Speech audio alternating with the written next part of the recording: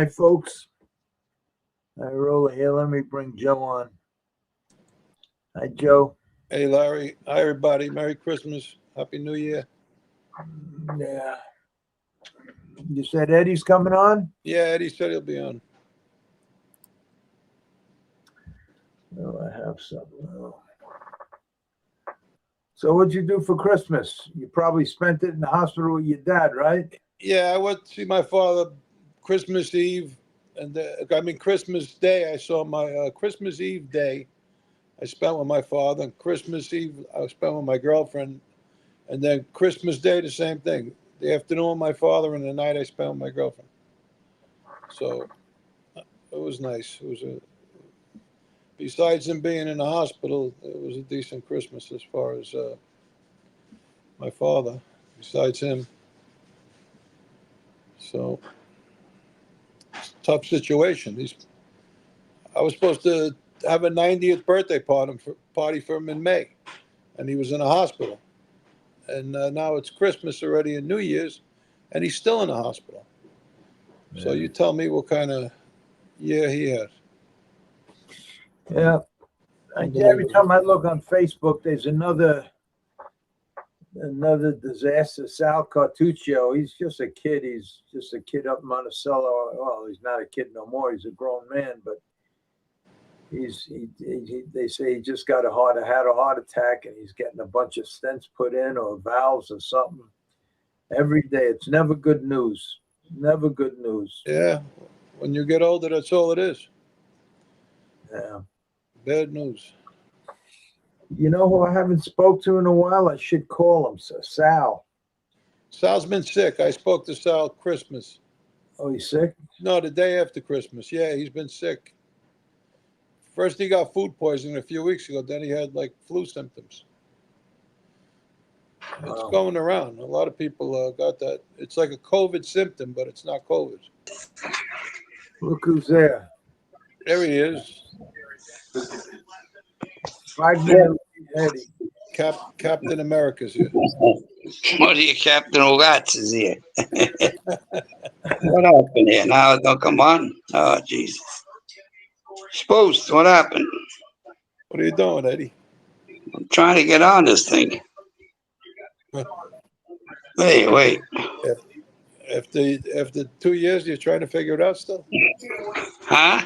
No, After 2 years, you still can't figure it out? I'm trying to get this hooked up here.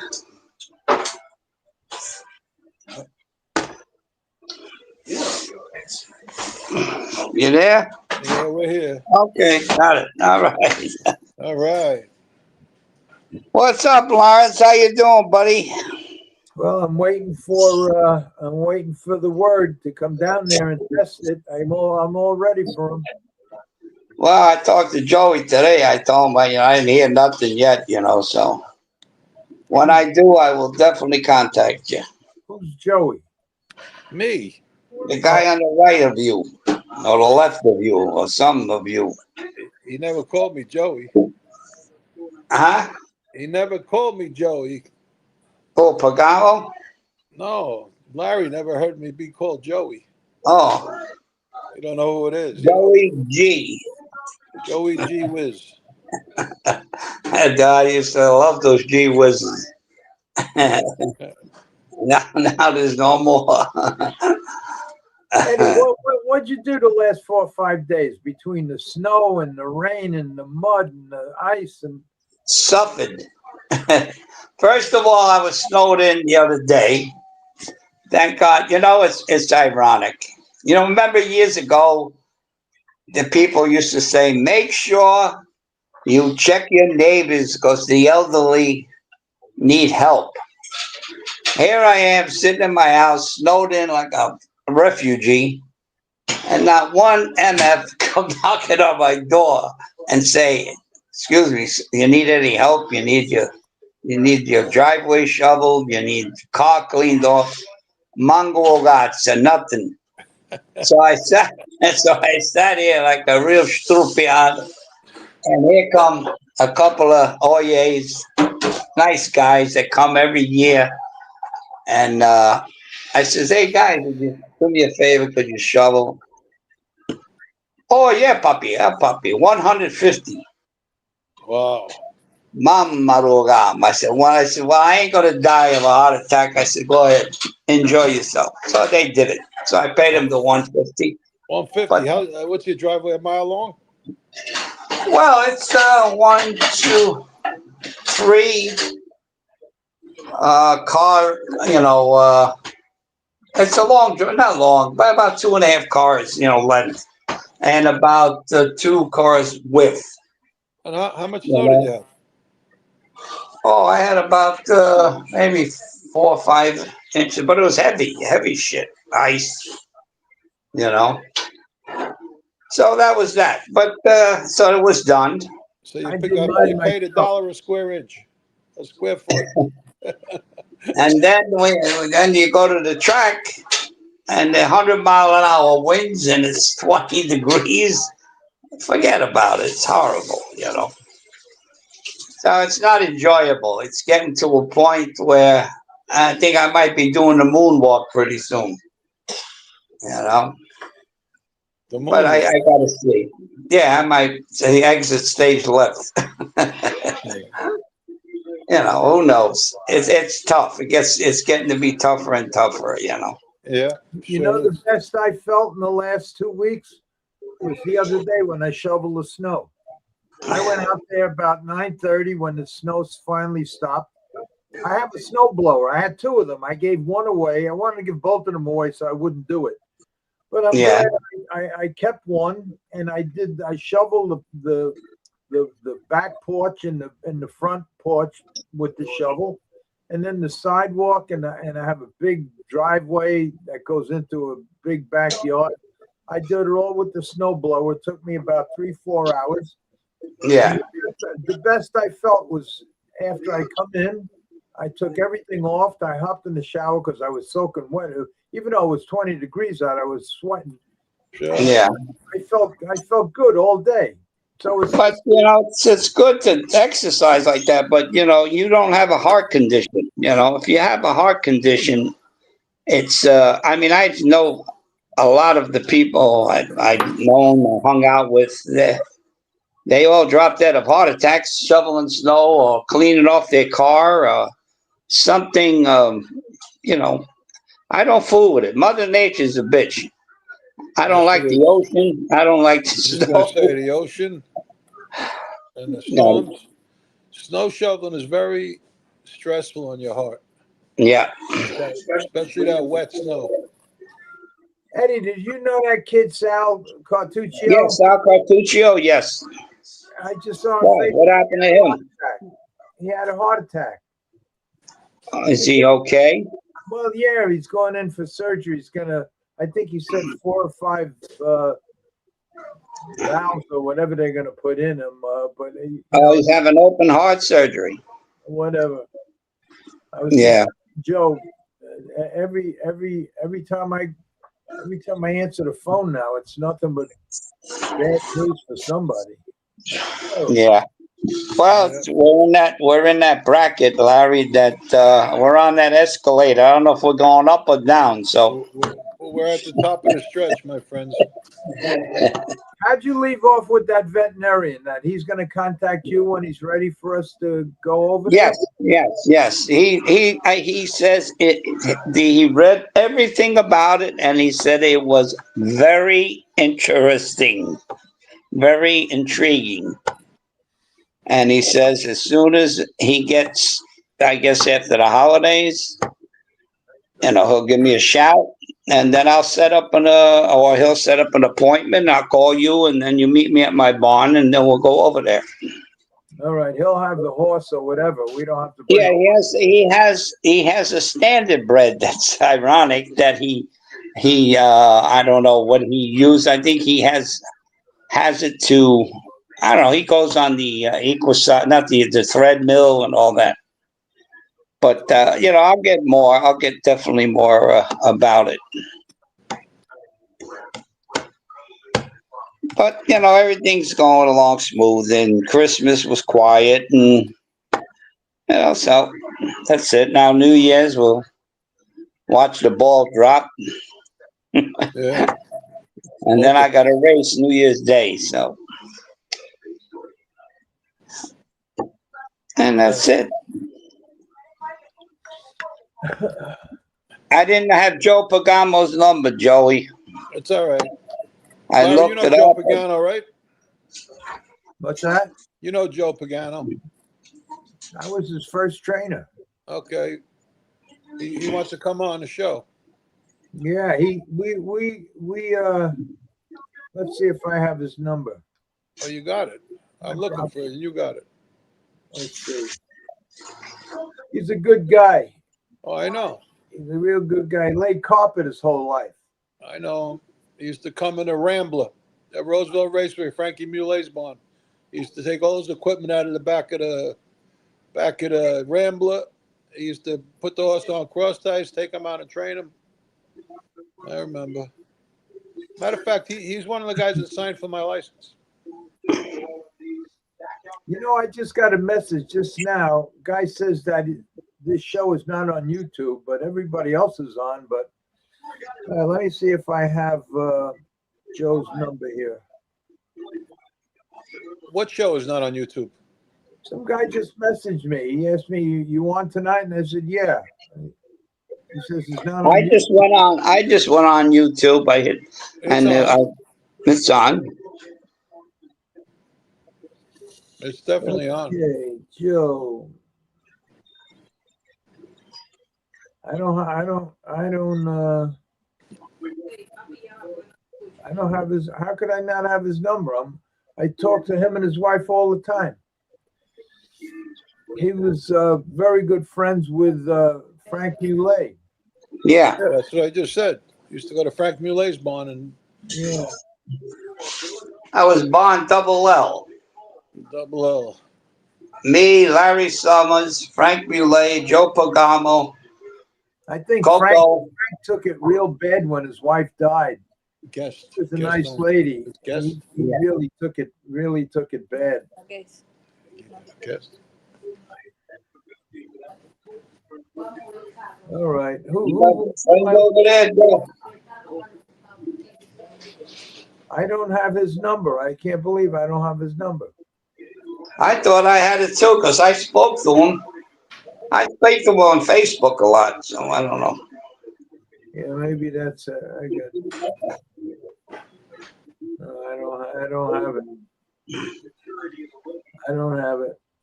All right. Facebook, his number's on there, Dad. I got two girls here cleaning the place up.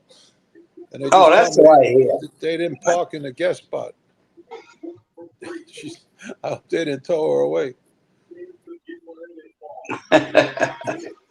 Well, then you gotta have to pay her for cleaning and the towing. So you got two shots. It'll be worse than your driveway. Let's Yeah, go down here. Let's go down here. David Arthur, Happy New Year to all. Happy New Year to you. Happy New Year to everybody. This might Happy be New Year. This might be the year between the movie, the TV series, and that The cool cat. Yeah, you know who asked me about it the other day? Billy O'Donnell. He says, "How you doing with that bonnet?" He calls it a bonnet. A bonnet, yeah.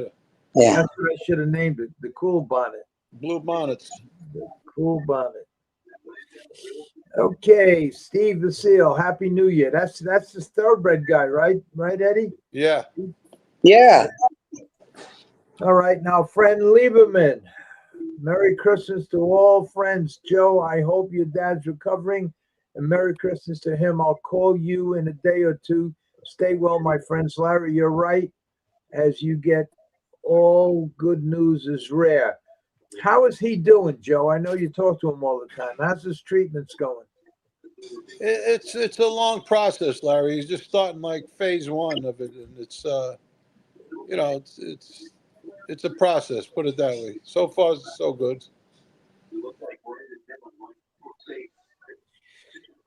Okay, shoveling snow kills a lot of men from heart attacks. Be careful, men. Well, I shovel it. I feel terrific after I do it. And I don't have any problem.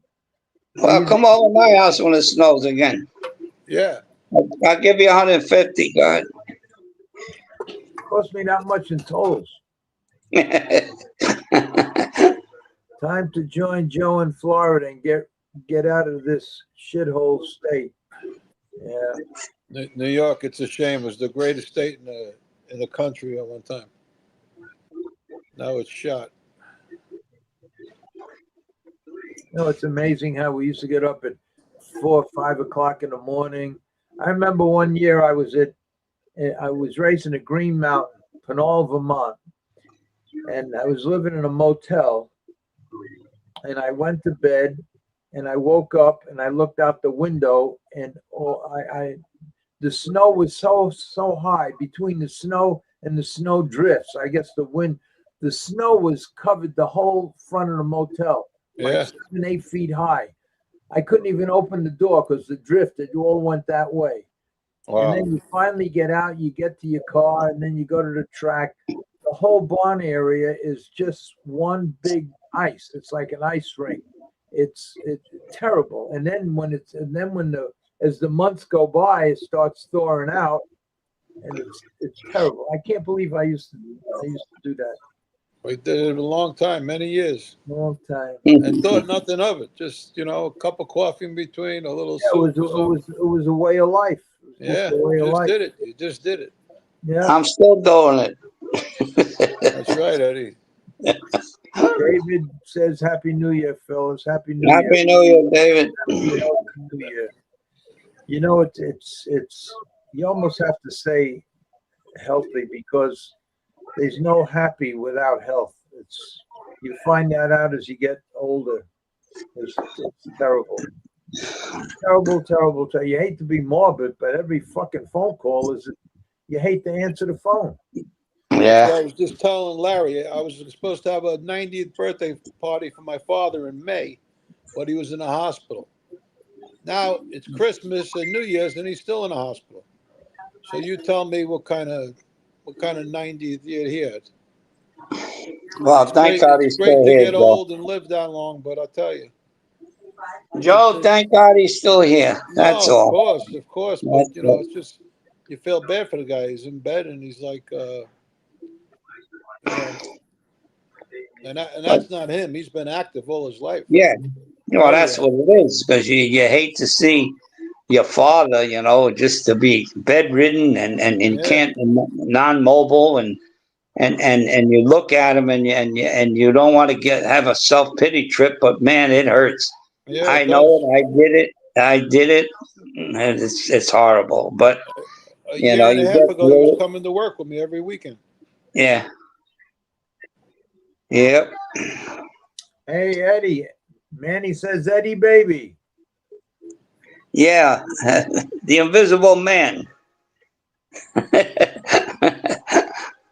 Manny, I know you listen because you just wrote in. If you're gonna play me, you make sure you show up. Make sure you show up because we're gonna have the whole crew there on the 11th. You got to be at that place at no later than 10 o'clock, 9:30, 10 o'clock in the morning.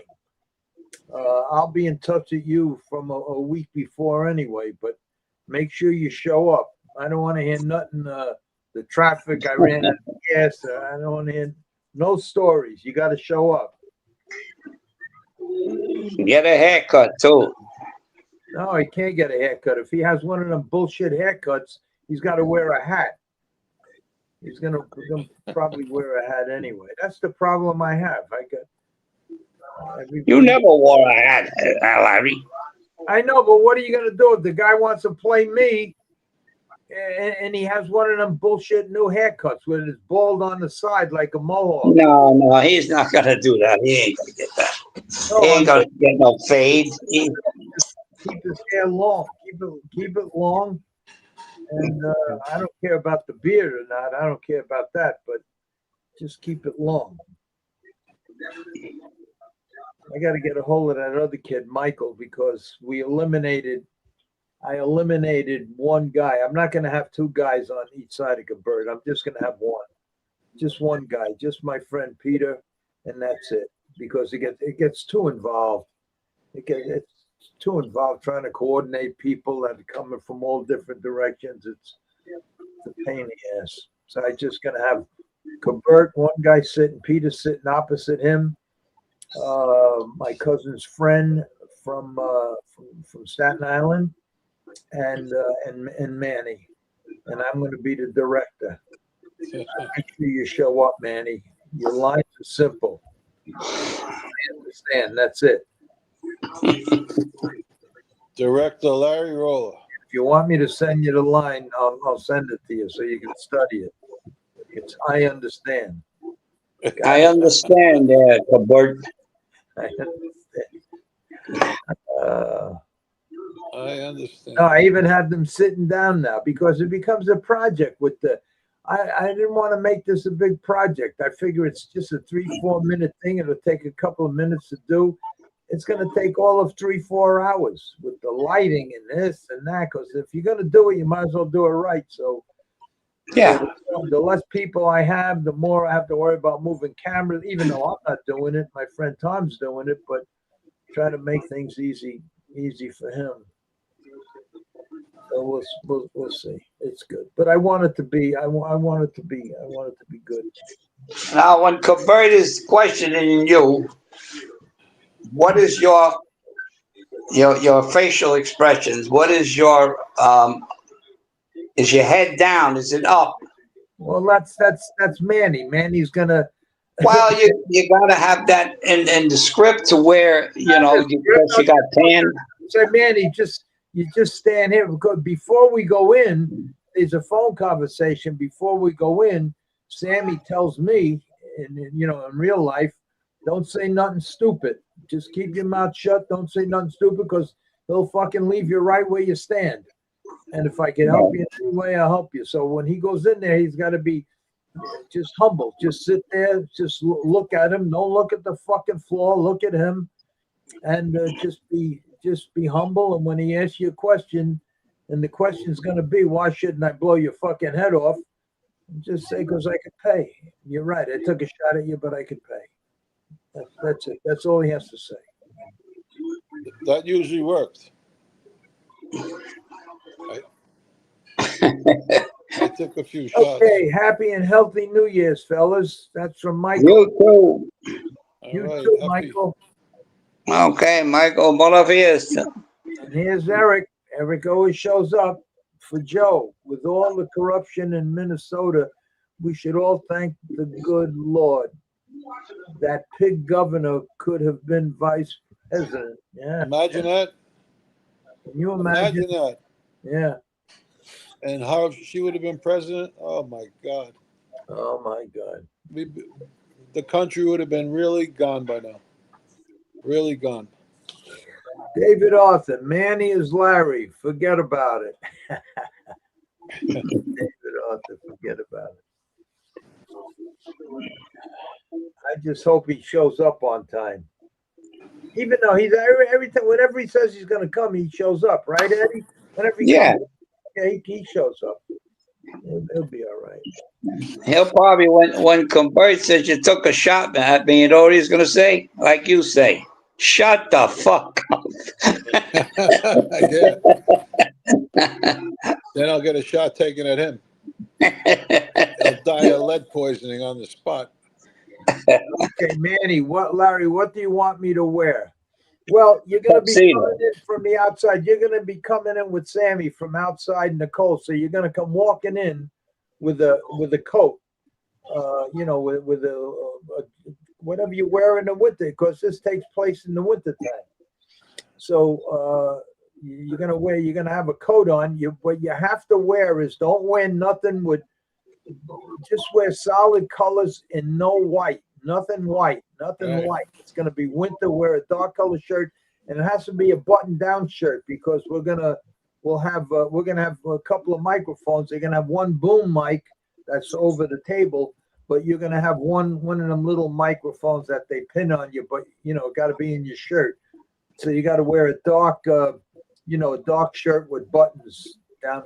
No sweaters because we got to hide that thing. So. that's it. That's it. I'll talk to you before. You got to that. wear a wire, Manny. Got to wear a wire, Manny. Yeah.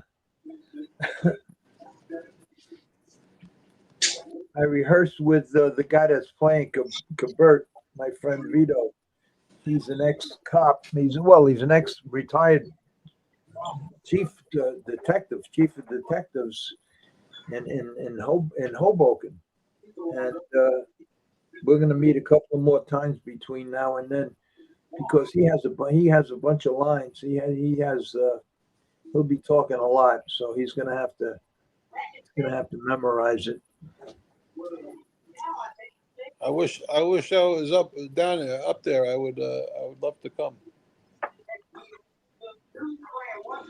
Okay, Michael says Freddie's tribute to Billy O'Donnell was very good. Yeah, it's up on YouTube, but I'm going to show it Thursday night. We'll show it. Freddie will be on Thursday. We'll show it to Billy O'Donnell. It's finally up, but what happened with it was all done, and then his computer got all screwed up, and he wound up losing it. And at the same time, he moved, and then it was a big. Anyway, it's finished. It's finished and it's up there. I listened to it. It's on YouTube. Yeah, he did a good job. It's 18 minutes long. We'll play it on Thursday. But the bad news is the Roseville Raceway reunion. Yeah, I asked Freddie about that. He says it's not going to be in February. It might be in March or even later than that, and it may not even be at the Meadowlands. So who knows? Manny says, I will speak to you before. Yes, you will. And if for some reason you can't make it, Manny, you got to let me know a week before. Just let me know. A week before. It's almost a week before now. Well, a few days before. Yeah. I have the other kid, Michael. That kid, Mike. If you're listening, Mike, we really don't need you because I'm not going to have two guys sitting on the other side of Cabert.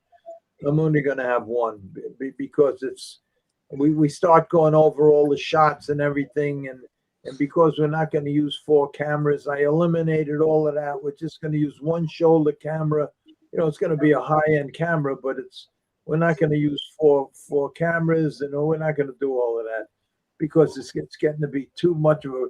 And then for my friend who's shooting this, he's going to spend days with 4 cameras, editing it and everything. Just one camera, and then that's it. Just simplify it as much as possible. Okay, let's see. A lot of pressure.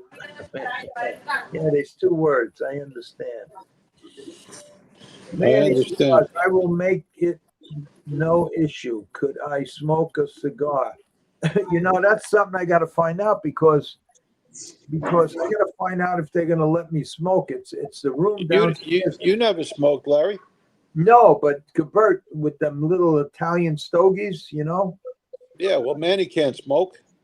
No, Manny can't smoke, but I got to find out if we're allowed to light up a cigar. Oh yeah. If we could just have it, just for. I don't know if he's going to let me do it or not. Will you rent the room out? Yeah, I rented the whole building because I didn't want nobody upstairs. See, they have a big, gigantic room, like a big ballroom upstairs, but I don't want nobody upstairs because we're going to be shooting this thing. I don't want no noise. I don't want nothing. So I rented the whole building. I'm sure they'll let you light up a cigar for 10 minutes. I hope so. Yeah. No, it's a prop. You got to have it. Yeah, it's a prop. Well, I can have it without, but the smoke going up, it'll be, and that's how it was. A smoke-filled room. It wasn't smoke-filled, but yeah, that's how it was. Yep. The All right. Demitas. Yeah, here's Manny, because I can pay. Yeah, but you better not say it with a fucking attitude, because he'll leave you right there. Okay. David, you got to be able to act for it to be believable. Well, Manny's half an actor anyway, I think. Manny. No, but Manny, all Manny has to do is be himself. That's all.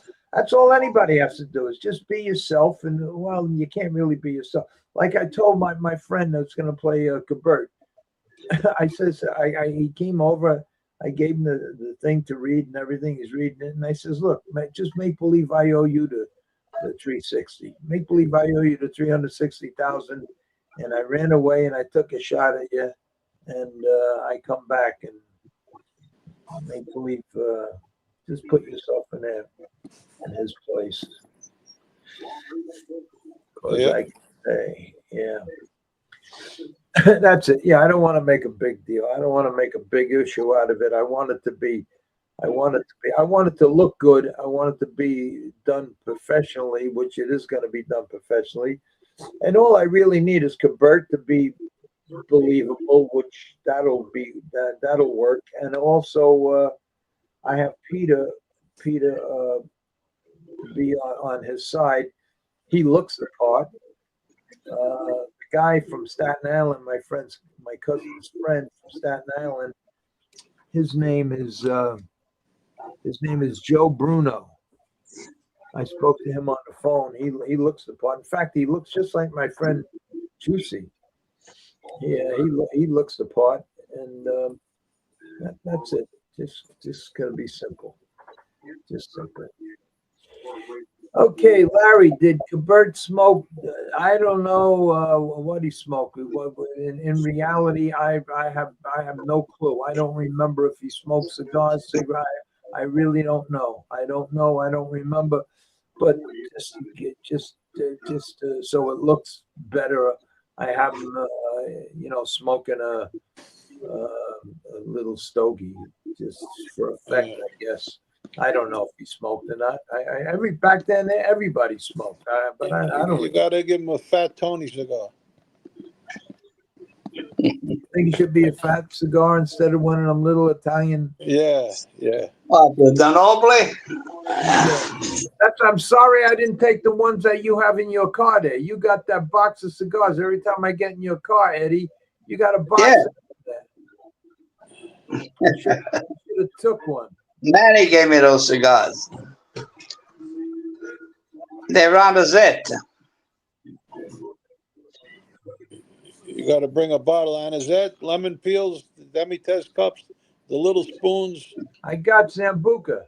Yeah, Sambuca's good. Sambuca Romano. Yeah. The blue and silver bottle. Okay, let's see.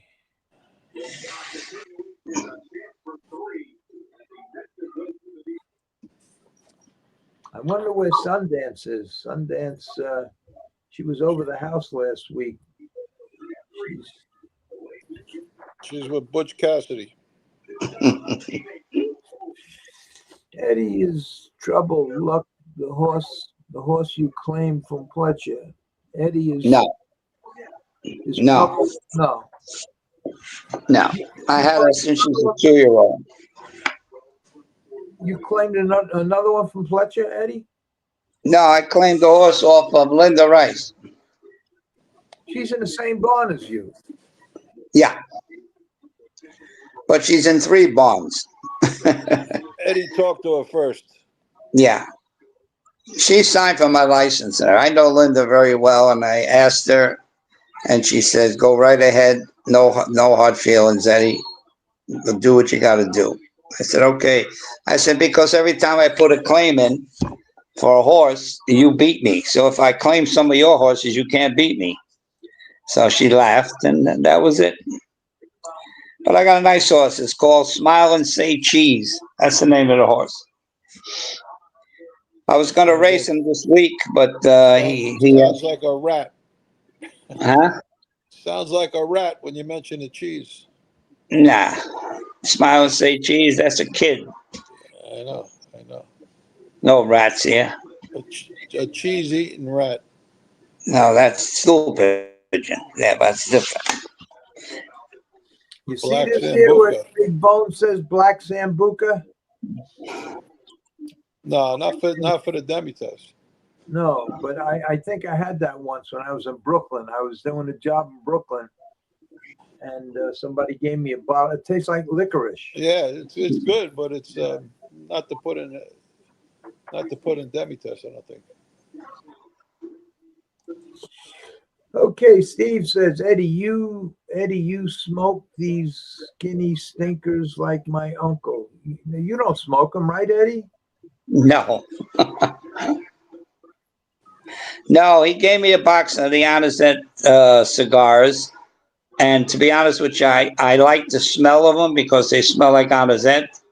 And I leave the box open like an air freshener. So the car doesn't smell like horse crap, So whatever. But it's in the car. If you want them, next time you come, I'll give them to you. No, Manny gave them to me. Says Brittany Beckworth hit 2,000 wins as youngest driver to do so. Oh, good for him. Michael, Eddie, is there a harder working trainer on the racetrack than Linda? I think she goes to bed with that condition book. Well, I'll tell you what, she definitely is up at the crack of dawn, and she does not stop until the last race at Aqueduct, or she's a very, very determined, successful businesswoman. You know that, Larry, because you had a good deal for her, and too bad that didn't go through. I was going to go into business with her. I had the whole thing all planned out. And when Julie Crone backed out because she had a bad pregnancy, and then when she had the baby, she was having a tough time. So I contacted Linda because the whole thing was structured around women. I had the names and addresses and phone numbers and everything, all the contact information for 500 of the wealthiest women in the country, all successful in their own business.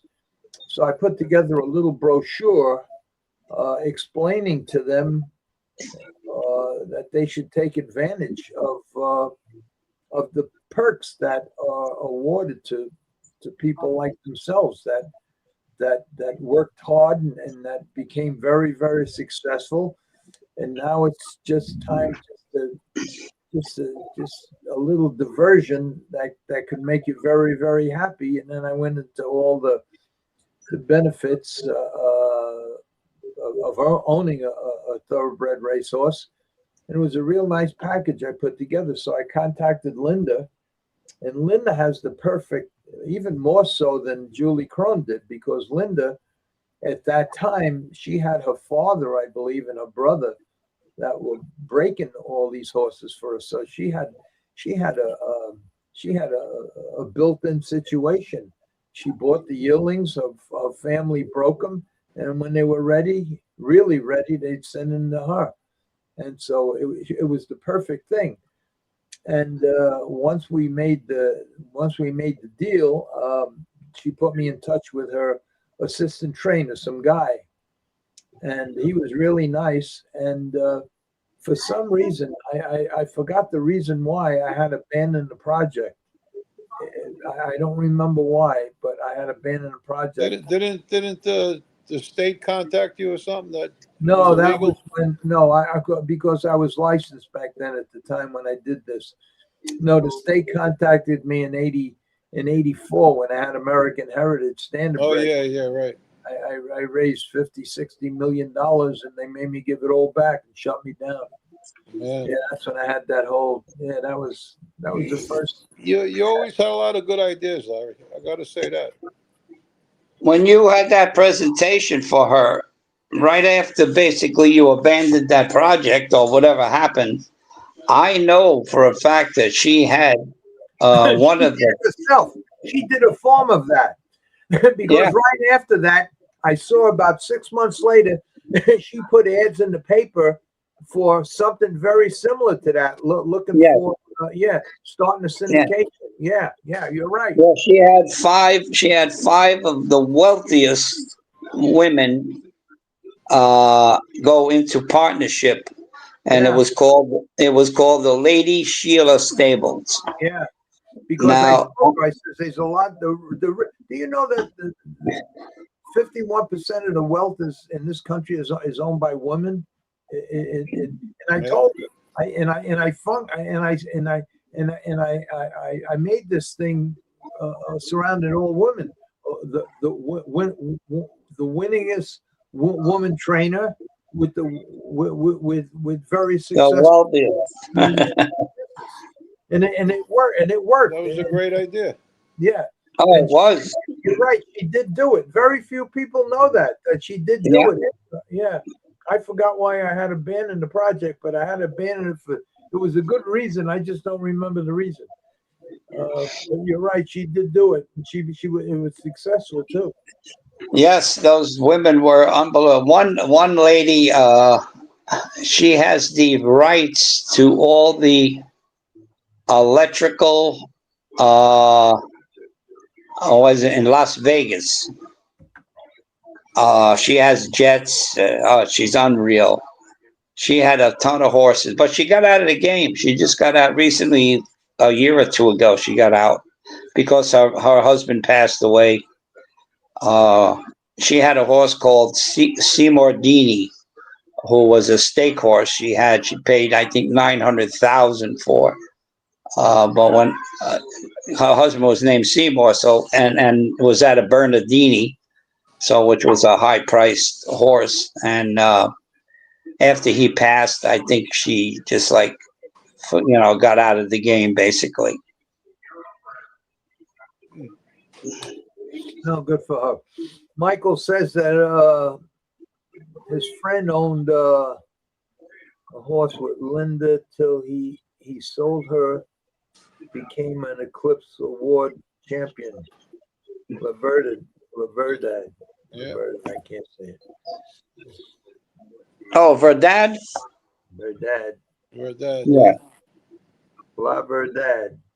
Yeah, La Verdad. She's a filly. That's Lady Sheila had that horse basically, and she's a.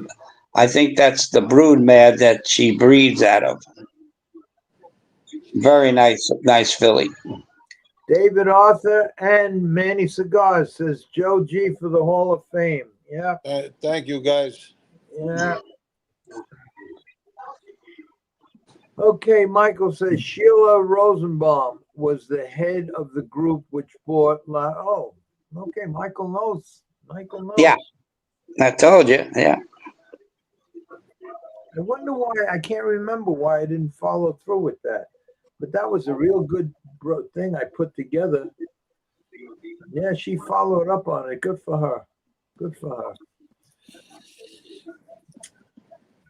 Anyway, the biggest one I had was the first one in '84. It was 1986. American Heritage Standardbred Sales, first syndication I created back then. 5,000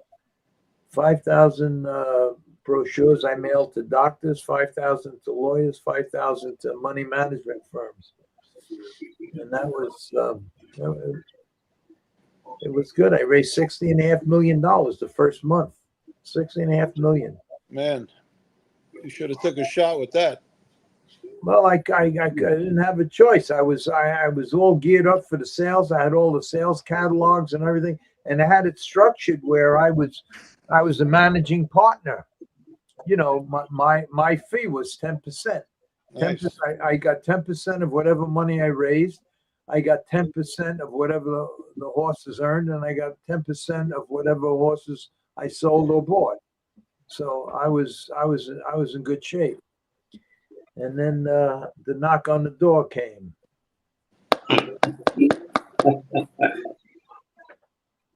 Hello. Oh, by the way, everybody, Ron wishes everybody Merry Christmas and Happy New Year.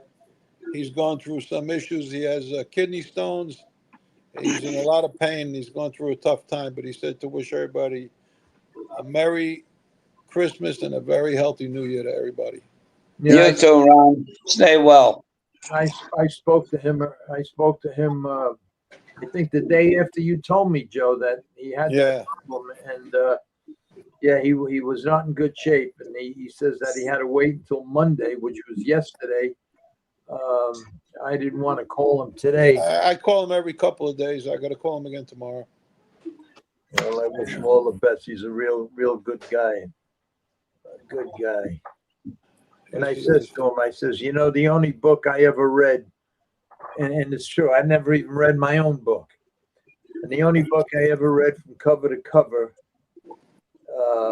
and the book was about, when I was flying back and forth from back in the 80s, I used to fly every 2 days. I'd go, I spent 2 days in California, 2 days in Florida, 2 days in New Jersey and New York. And when I went to California, the flights, they were killers. And back then, you know, they used to have magazine in the planes, magazine and newspaper. Now they don't now, but back then I read, because I was flying every week. I read all the magazines they had there, so I stopped in and I bought a book, and the book was about this thick. It was about a half-inch thick. And the name of the book was When Bad Things Happen to Good People. Yeah. It was an interesting book, and I mentioned that to Ron. Very famous book. Why it was about a rabbi who devoted his whole life to doing good for other people and everything. And then his wife had a baby, and his baby was born with that disease where when you're like 3 years old, you look like you're 100. I don't know what. Yeah. And the whole book is like, how could you do this to me? I devoted my whole life, and that was the book, and that was the only book I ever read cover to cover, and I read it before the plane landed at Newark.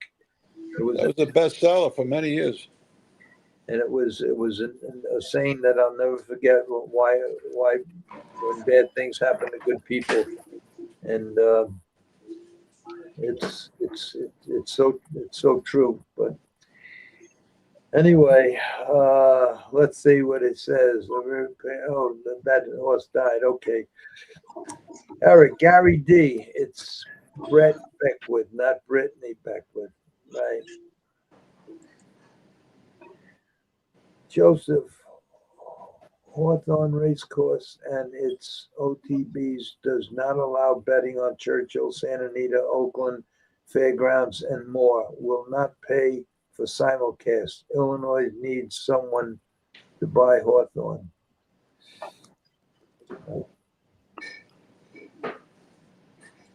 I should have Michael on. He knows all about that stuff. That guy Mike, he was good on the show. He was very, very sharp. Very, very good handicapper. Yeah, knew about odds, knew about takeout. I should call him up. Freddie used to get him on all the time. Yeah, he was good. Yeah, he was good. He was I smart should gambler. call him up. I asked him to do me one favor, and it was done. It's a good guy. Good guy. Okay, when can you have Michael come on to talk about? Oh, I was just talking about that. Yeah, I should have him come on. I should call him up. Yeah, I should call him up. I think Thursday we're gonna do the tribute to. I got to find out from Freddie. Thursdays to them guys between Greg Peck and Freddie, and I got to figure it out. But yeah, you're right. I should have Michael on. He knows all about that stuff.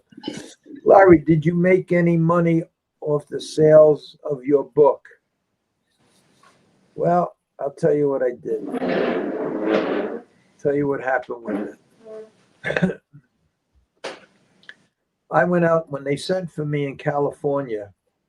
I sat with the head people from Sony Pictures and Village Roadshow, Paul Bernard and Steve Moscow. And we had a nice lunch. And after it was all over, they asked me a million questions. And then they said, okay. He says, now listen, he says, this is going to be something very, very big. He says, and when you leave here, you should lawyer up. And who's this guy on the cover? And on the cover of the book, I have one right here. It says, Against All Odds, the Larry Rolla story by Larry Rolla. And then it says, with Michael Benson. So that's what it says on the cover. So they asked me, who's this Michael Benson? And I says, well, he's a friend of a friend. And when Frankie Vincent told me that I have to self-publish this book, I never wrote a love. The only thing I ever wrote in my life was an entry form for the horses. I never wrote a love letter in my life. So Blue and yellow paper. So they says, contact this guy. He'll tell you what to do.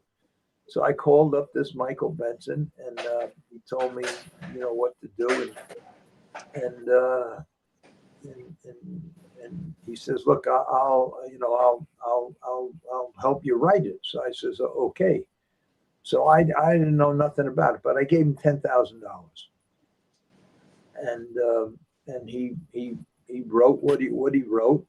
And then I got it back, and me and Sharman made a bunch of changes because there was a lot of stuff that he didn't understand. He didn't understand the ins and outs of racehorse business. So there were a lot of things I changed around and everything. But anyway, his daughter made the cover for me, and I paid her for that. And he got it registered for me. So I owned it. So I didn't know how to do it. So I told Steve Moscow, the head of Village Roadshow, what I did. So he says, well, get rid of them, get a release from them. I don't want, he says, because whoever registers the book, when they registered, they put you down as half owner of this thing, which I knew nothing about it. And I says, yeah, but I paid them.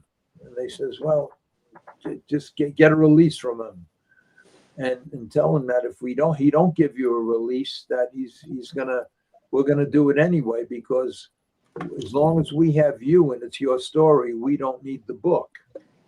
So just I says I can't do that. I can't do that. Even though at the time I didn't realize that it was paid for work. I paid him to write what he wrote. I paid him, so I really didn't owe him nothing. But I didn't know the game. I didn't know what was right, what was wrong. I didn't know, so I just let it go. But I says, look, I can't just shut somebody out. I can't do that. He says, well, you're either going to do it or we're not going to do the movie. And this movie we're looking to make this a major production that's going to go into a TV series that'll probably take over The Sopranos. And you're talking about hundreds of millions of dollars here. He says, so if you don't want, give him a piece, tell him you'll offer him 5 or 10%, whatever it was. So I flew back to Brooklyn. He lives in Brooklyn. I went to see him, and I told him that. And Michael Benson's wife is an attorney, and she was there. And I said, look, I hate to do this, but they're not going to do this. And it means a lot to me. It's $2.5 million up front. I get 2.5% based on the contract, right up front. I says, and I need a release from you. And they said, if you don't give me a release, they're going to do it anyway. Then you're going to get nothing. So I'll give you 5%. This is what they told me to tell you. I'll give you 5% if you give me the release. So he said, okay. So I says, look, and also you can, whatever the book makes, you can keep. I don't want no money from the book. You can keep it. So that's the deal I made. So I make nothing from that book. Michael Benson gets it all. And he wrote a lot of books. He's doing a bunch of stuff now with another mob guy, doing a lot of mob stuff now. And he just come up with another book. I think he just wrote a book called Red Hook, talking about Brooklyn, where Larry Gallo was, and the guy that he's with now they wrote a couple of books. So I don't get nothing from the books, but I know the books, they sold a lot. They sold a lot. In fact, I went on it. I ordered a couple of more because I got to meet with some people, and I was asked to bring one book and sign it over to a guy. So I ordered a couple, and it's been in print now for 5-6 years. and it's still 5 stars. It must be selling really well because it's not out of print. They're still printing it, and I ordered the books and I got them the next day. So I don't make no money from the books. I gave it to Michael. So I have no idea. Did you register that book with Screen Writers Guild? No, but I have no. The book's already registered. It's already copyrighted. It's under mine. I own it. As far as the screenplay goes, I have the screenplay registered with the Writers Guild, and Right. and also that's copyrighted too. Oh, good. I'm protected all around now. I just got to get it made. It's been a series of events. Okay, Sundance is back. Trish, hi Larry, hi Sundance. Hey. For Joe, did Sundance ever give you contact number for Greg? Love to see him on the show. Greg, great guy. Now, I think this Greg is that the guy that Sundance is ex-husband. Yeah. He came and picked her up the night. I was going to drive her home. I think it was Christmas Eve. I don't know, one of them nights. And she said, no. She says, my ex is picking me up. And I says, no, I'll take you. He says, no, he's on his way here. So she says, I know him. I guess Yeah, he was a name in Pocono. He was very good. He said he's a really nice guy. Very, very nice guy. You know, I did get the number, but I'm going to tell you the truth. I forgot who sent it to me, and I got a million texts, so I don't know where to look. If you could send it to me again, I'll contact him this week for sure. Whoever sent it to me, please resend it. I forgot who sent it to me.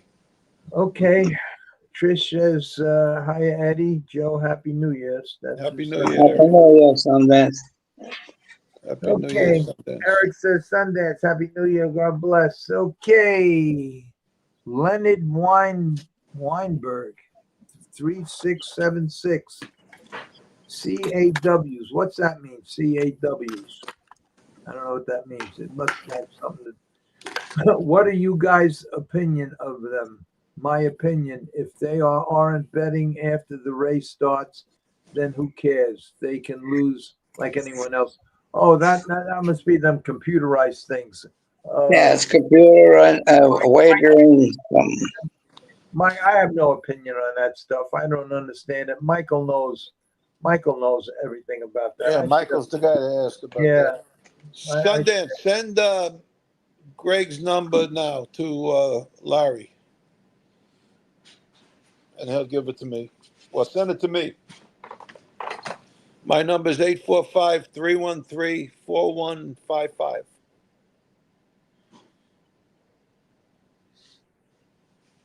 Okay.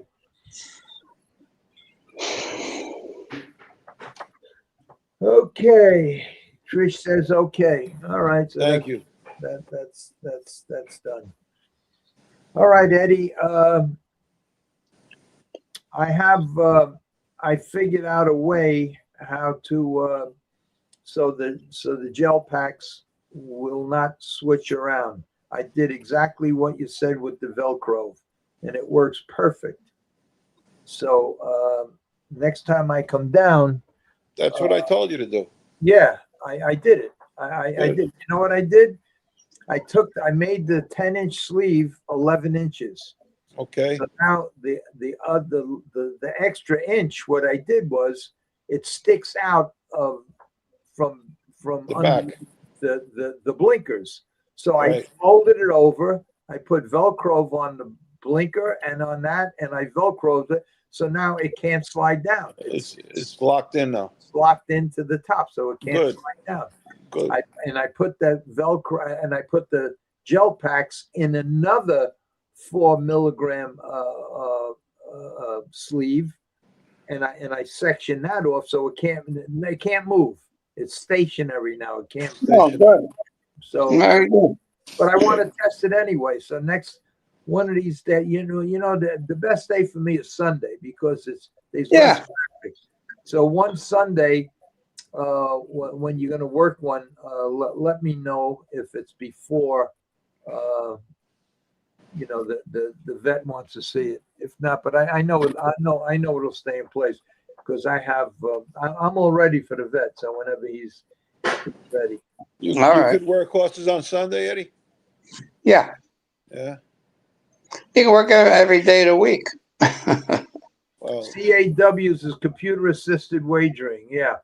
I know nothing about that stuff.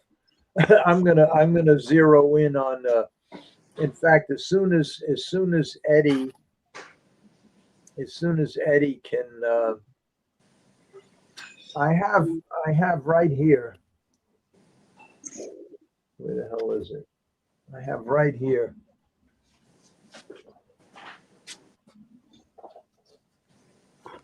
I don't know how this is gonna go, but I wrote this out anyway. You probably can't see it, but I wrote it, and it says, and what it is, and I don't know if I'll ever use this. I don't know, but tell me what you think of this. It just says Cool Cap. Cool Cap is a non-invasive external cooling cap designed for use during thoroughbred and standardbred races. Function and mechanism. 1. Absorbs surface heat using physical phase change materials, CPM. 2. Operates through passive heat transfer, not chemical or pharmaceutical action. 3. Designed to show the rate of heat accumulation in the head region during racing. Time-limited effect. 4. Designed to delay thermal buildup during peak exertion. Cool Cap, what it does not do, does not diagnose, treat, cure, or prevent disease, and does not guarantee outcomes or performance enhancement. Then veterinarian knowledge, veterinarian name, his license number, and everything else. Now, the reason I did this was because I looked up every possible roadblock that could possibly stop this, and there is none. The FDA does not get involved unless you mention certain things that it will help and cure. We're not doing none of that. There is certain language that you have to use. That you can't say it cures anything. It's just what it does. It delays the heat process. Just what it does. Yeah. So there's certain language, and I spent days going through everything that they could possibly stop this thing for. And as far as the FDA is concerned, as long as I don't make no, and that's why I wrote this thing out. And I also spent a whole day looking at, in other words, if it's non-toxic and it's not performance enhancing, and don't enhance the performance, and it does nothing at all to hurt a horse, how could you not do it? And then the only thing they could, because it's not tested, and it really don't have to be tested because we're not guaranteeing that it does anything. We're not saying that it's used to diagnose, to treat, or cure. We're not saying. So it's a language game. Just like when they say vitamins, it don't have to be approved because they're not. Right, they're not regulated strictly. Yeah, it's all language bullshit. So I looked through all of that, and for what we're doing, we're 100% safe. Natural, all natural. You shouldn't have limited it to just racing. The other thing that I was concerned about was that let's say the vet for some reason didn't have time to do it, and we didn't want to wait anymore, and we just start marking this thing by ourselves. Is there anything anybody? It would probably be left up to the states and the commissions in each state. Now, how could something? And I have all of this language down, and I'm sure I'll fuck it up by trying to explain it, but I already know here that they really couldn't stop it, even though if they say to me, well, did you ever test it? Where are the test results? And I'll say, well, probably 90% of the drugs that are out there and the operations that are out there were based on opinions, were based on theories, were based on everything else except actual performance. So if this is non-toxic and it can't hurt a horse in any way, what's the difference? Why are you going to allow 1,000 or 2,000 horses to possibly suffer from heat stroke and heat exhaustion and everything else instead of just okaying this thing? Now, I'm sure I didn't explain it right, but I know I have. That's why I have to write everything down. That's why I spend so much time. It's a preventative measure. You don't need approval. First of all, you don't need approval from the FDA because there's no drugs at all involved. No, So right. the Federal Drug Administration. It's a common sense thing.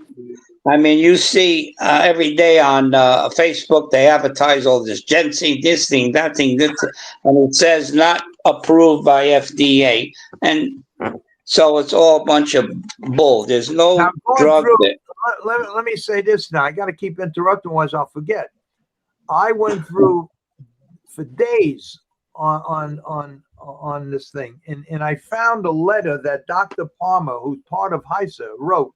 Yes, he's the head of the, right, pertaining to heat stroke, and they acknowledge that it happens, and they do have protocols in place. In other words, they're in place, but very, very rarely are they enforced. And he used one. I should have printed it out, but I didn't. If I printed everything out I looked at, I'd have a stack 6 feet high. That if it was 100 degrees and the humidity was, it was 100 degrees Fahrenheit and the humidity was 60 or 65%, they'd track veterinarian or whatever, they would decide whether they should cancel the races or not. So they are aware of all of this. They just don't have the answer for this. And when the deeper you dig, and what we're doing is so simple. We're just delaying the inevitable. We're delaying the inevitable. The inevitable is going to take place in say 10 minutes. We're going to stop it, and the race is going to be over in less than half of that time. So it'll never reach crucial. But you can't say that based on the stupid language that they tell you to use. There's certain things you can't say. You can't say it's going to stop heat stroke. You can't say that unless you can prove it. How the hell are you going to prove it unless you go through years and years and years of testing with it becomes impossible.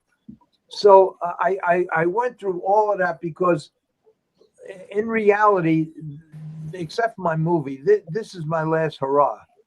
And I want to be able to tackle any question that comes up.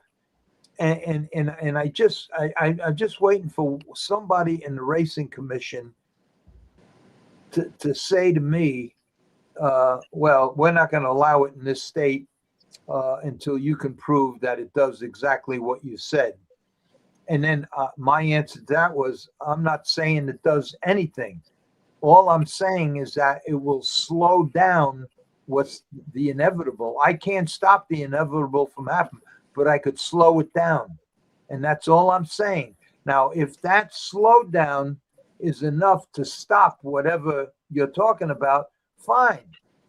And if you're willing to not allow the trainers to use this, then you're going to be responsible, in my opinion, for every horse that suffers or drops because of heat stroke or heat exhaustion or anything else. You're going to have massive lawsuits because there's trainers that can come and say, look, my horse after that race was wobbly and everything else. Why didn't you cancel the races? The heat between the heat and the humidity, the number was 160. You based on your rules, it should be, you should have canceled the races. Why didn't you? You're going to start a whole bunch of shit. It's a fucking mask. It's a hood. It's a set of blinkers without cups, unless the horse wears cups. So I went through every possible scenario in my head, thinking and thinking and thinking and thinking, and there is no way. It's just based on, I just can't say that it will stop. You can't say that it will definitely stop a horse from heat stroke. You could just present certain evidence, but then the claim that you make is that, look, it's going to slow down the temperature from reaching critical points. That's all you could say. And if you word it right, and that's the whole thing, you just got to word it right. And that's where, I guess, when it comes down to the nitty gritty, if they really get to you, you can have an attorney. And all the research and development and everything that I did is on my side. In my opinion, you have to really hate animals and hate horses for you to deny a racehorse not to put a hood up. Not even counting. If they were so interested in these are the conversations I'd like to have with some vets that might even be thinking of opposing this thing, and that why aren't you concerned about the 50-60% of racehorses that wear blinkers? Why aren't you concerned what kind of material they're made out of that houses the heat in there, that causes the temperatures to rise 5-6 degrees just because they're made out of a certain material that don't sweat, that's a dark color that holds in the heat, especially all the rays from the sun. It attracts the heat. Yeah. Why aren't you investigating that if you're so concerned? The whole cooling system of the horse, there's two things that stop a horse from heat stroke or heat exhaustion, and that's sweating. Sweating is cut down to almost nothing when it's very humid out. And the only natural thing other than sweating is the nasal passage that fills up with cold air, which it's basically useless. It was God designed it not for horses to race. He designed for horses that are in the fields running wild and everything else. But the God-made natural cooling system for a horse is the nasal passage, which is don't do the job, and it's the main job is sweating. So I spent the last 3-4 days on this computer looking at every angle, every possible thing, because like I said, the next step is and that's why I want so much to meet with this veterinarian or any veterinarian, because once they test it and once they see, and all we're looking at them to do is say it's non-toxic and it does delay the temperature from getting to a certain point in the next, especially now that they're not going to put these blinkers on until just before they go on a racetrack. So all this gel has to do is work for 15-20 minutes, which it works for hours, and it's done. So, but even if it don't work, just the fact that the blinkers are white is going to be a Big help, yeah. Yeah. So even if it don't work, and I have boxes and boxes and boxes of references why it would work and it should work based on theory. What about the zebra test? The zebra test alone proves it. Yeah. There's plenty of tests I have. These tests I have that where they actually put stents in the horse's heart and lungs and everything else. I have all them tests. But aside from that, even if you just want to go by theory, just say, look, I have a thing here. I paid $150 for it. Here it is right here. It's called, what the hell is it called? HIDEZ, Highs Compression Hood. And all it is, it's a hood made out of a 4-way stretch thing. Here it is right here. Here it is right here. And all it does is you put it on the horse. His ears go in here, and it's just a hood. And because it's compression, the sales pitch is that it keeps the horse calm. That's it. She's selling thousands of these things, this girl. I spoke to her, and I bought one. She's selling thousands of them. Didn't have to get it approved because she's just saying just the pressure calms the horse down. Now, I don't want to say nothing about it. I mean, I hope she sells a million, but this is something, the same type thing. My thing is the same as this, because all this is a 4-way stretch. Compression, but mine has a heat absorbing gel in it. So how could you allow that and not mine? And what they're doing, I don't want to say what they're doing is a cure that once if a horse, all racetracks have to have this, they have to have a cool bond. Now I don't know if they do or not. But based on all the literature that's out there, they recognize the problem, and every racetrack has to have hoses where they unsaddle, have to have hoses at different parts of the racetrack, and have to have a barn right by the paddock that has fans and a cool stall in it where horses could be put in ice and everything else. Why not eliminate all that bullshit and just allow this? So anyway, that's it. You see, the worst thing about me is that I don't know how to explain things right.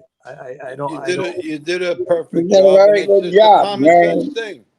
Very explanatory. You explained it well, Ari. What are you talking about? And that's why I wrote down here what it does not do. It does not diagnose, treat, cure, or prevent any disease. And it does, here, I'll read it again. Absorb surface heat using physical phase change materials, PCM, heat absorbing gels. Operates through massive heat transfer, not chemical or pharmaceutical action. Designed to slow the rate of heat accumulation in the head region during racing. You see now, based on some things that I wrote from some attorneys, they says don't use the brain. Why the fuck can't I say the brain? That's where the horse's head is. You say this way, there's never a problem. You can't mention brain. Just say the head region. Well, there's only one fucking thing that's in the head region, and that's the brain, but you can't say it. So anyway, designed to slow the rate of heat accumulation in the head region during racing, and it's time limited. Designed to delay thermal buildup during peak exertion. That's all it's doing. It's designed to slow it down. That's all. Do you hear that noise? Yeah. You can hear that? Vacuum? Back. That's all right. It's okay. It's all right. Oh, All right. Let them do it. No. Let them clean. That's all right. Let them clean, Joe. okay. That's good. Let them work. Yeah. Let them clean. Let's go down to see if any more things, because let me open this window. I get all hot because I know I talk in circles. I get frustrated because I don't want to talk in circles. I just don't know how to explain it. You explained it very thoroughly. Very anyway, good. Okay, here's a question. Will they still have to hit the horse with the wet sponge at the end of the races with your cooling cap? No, that's another thing. That just goes to prove that everybody is aware of this problem, because you see it all the time. I watched it. I've been racing in Florida with the Thoroughbreds for 30 years, and every groom has a bucket of cold water, and they have that sponge. And the first thing they do is they get the wet sponge. Even for the horses that win, like the Kentucky Derby, they hand the wet sponge to the jockey, and he puts it right on. You see it all the time. So they're aware of this problem. So what I'm saying is that if they have this cap on with the heat absorbing gel, putting cold water on it, it's certainly not going to hurt it. But there'll be no reason to do it, because the gel will still be absorbing the heat, so it won't raise to these dangerous levels. It stops you from. Now, if you pull the blinkers off right after the race, now you got to remember the horse's core temperature still rises for at least 2 minutes after a race. It still continues to rise, and the brain temperature is always 1 to 2 degrees higher than the core temperature. So if the rectal temperature is 104, the brain temperature is probably 106 or 107, which is critical. And you wouldn't even know it, because some horses can handle it all right. They're a little wobbly. Excuse me 1 minute, guys. I got to pay these girls. Go ahead. Okay, let's see. You might have to put a few brown paper bags under the table to some people. Yeah. You know, it's not a bad idea. I would do this. I have no problem doing this, because, and I'll wait till Joe comes back before I say what I was going to say. But I have no problem. Look, if I was just doing this for the money, well, I shouldn't say that. Of course, I'm doing it for the money, but I'm also doing. If it wasn't going to help a horse, there's a million things I could think of that wouldn't help a horse that I could make a lot of money doing. But I don't do it. I want to wait until Joe comes back before I say this. Let me go to another question. Okay, Larry, watch the video titled Jerry Silva, honest racing legend show is about he lost 70 million. Yeah, that's the guy that had horses. Yeah, I saw it. He's an older guy. Yeah, I saw the show you're talking about. Yeah, it was interesting, the story, but he's an older guy. He's been through a lot. He's been through it all, and unbelievable. These girls were unbelievable what they did. They did a good job. Unbelievable. Thorough, like, wow. Good. All right, here's the question I got. You might have to put a few brown paper bags under the table to some people. Now, here's my answer to that. I have no problem at all. In fact, I'm gonna mention it to this veterinarian, but I'm gonna mention it after the fact. He has all the information that I give him. Now we're gonna bring the hood to him with the gel in it. Then he's gonna conduct all his tests and everything. If he really likes what he saw and believes it could work, I'm gonna make him an offer. I'm gonna say, why don't you take half of this company, and all we need is your signature on this thing right here, and you got half of the sales. I'm only gonna say that if he truly believes it. It's not no kind of bribe or nothing. It's not. Who's that, Larry? I missed who you said it was. you The talking about? veterinarian, the veterinarian at the clinic, does the clinic at Belmont Park. The veterinarian that owns that clinic at Belmont Park. Now, Well, if he's going to test this and he really likes it, I'm going to say, look, you can have half the company. Just that's too generous. I offer him 25%. He'd be more than happy. You kidding me? Offering 25%, well, whatever. But I'm not going to mention nothing to him unless He means it. unless he really, really Yeah. like. After he says, yeah, he tested, we checked it with the thermal camera and everything, and everything is, and he's really happy with it, and he really said, yeah, then I would say, would you help us if I give you 25% of this company? Would you Yeah, help? that's amazing. People offer 5% and 10% for those things. Okay, For an so endorsement. It's just an that's what I'm gonna endorsement. do. So An that's honest why, endorsement. you know, Eddie, I know that this how I set it up, there's no reason for me to come out there because I know it's not going to move. It can't slide down. It's in another bag that's Whatever you want to do, Larry, it's fine with me. You're more than welcome. I'm just going to wait until the vet says, come down on such and such a date. That's all. And we're going to go down there, and after he does all his testing, if he's really, really convinced, then I'm going to make an offer. I'm going to say, look, if you really believe in what you say, would you sign this paper so we can use this in our marketing, and I'll give you 25% of the sales. That's a very generous offer. Right. Guys do that for 5 and 10%, and they're more than happy. This might be a home run, Larry. You know, you put a lot of time into it. Don't give it away right off the bat. Yeah, well, I'm tired now. I'm fucking wiped out now because for the last 3-4 days I've been on this I thing. know. That's why. And if you Google what any life-saving therapies or treatments or operations done based on theory, the answer is yes. So even this, if this was just based on theory, how could they not let? It's not chemical. It's not toxic. It's not nothing. Larry, it's a win-win-win. I'm proving that it does work. Negative. But even if it's just a theory that it would work, how could you not let it happen? Okay, let's go down this list here. Okay, let's see. Watch the video. Yeah, I saw this guy. I see your hood becoming a mandatory piece of equipment. It seems like a no-brainer to me. If it keeps the horse's core temperature down, it's a win-win. You're exactly right.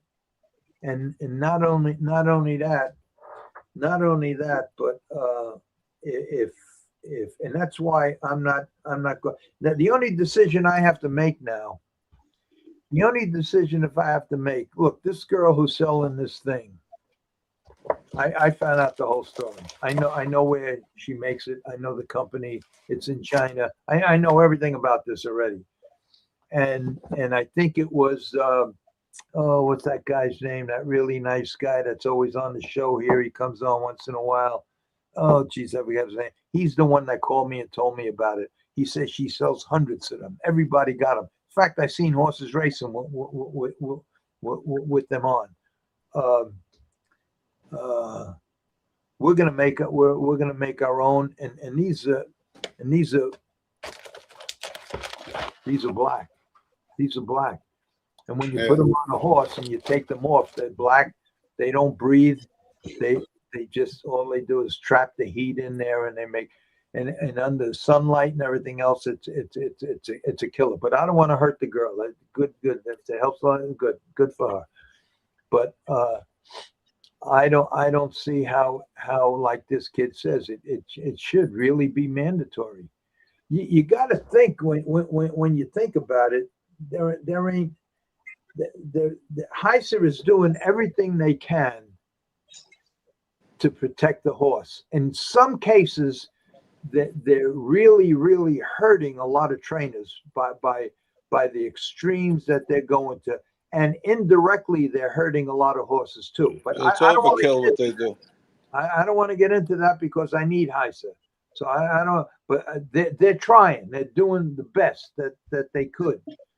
And I just don't understand how they can't simple things where if you know that, look, you know what it's like to me.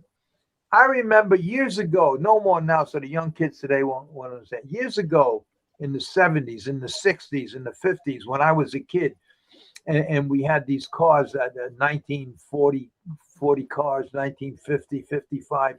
Whenever the thermostat was like the horse's brain. The thermostat, when the water temperature and the engine got to be 120 degrees, the thermostat would open up. Once the thermostat opened up, all the water in the engine would circulate through the radiator that was cooled off by outside air. That's why cars have grill, and the radiators in the front, right behind the grill.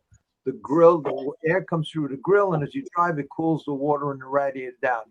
Now, when you park the car, when the temperature goes under 120, the thermostat closes again. Now, when you start it up, a car, and everything is geared for a running temperature of a car to be right around 120 degrees. Everything opens, everything is warmed up enough, and everything else. Okay. In them years, whenever the thermostat was stuck, because they used to stick a lot back then, and they were either stuck open or closed. If they were stuck closed, your car would overheat all the time because the water would never circulate to the radiator. So then you had to change the thermostat. But if it was stuck open, you would never get no heat because the water would never, it would be ice cold to begin with, and it would take a long time for it just to get lukewarm because the thermostat was always wide open. So what we used to do is we used to put a piece of cardboard in front of the radiator, cover half the radiator, so all the air won't get in there, and then you will get the heat. That's exactly what we're doing here.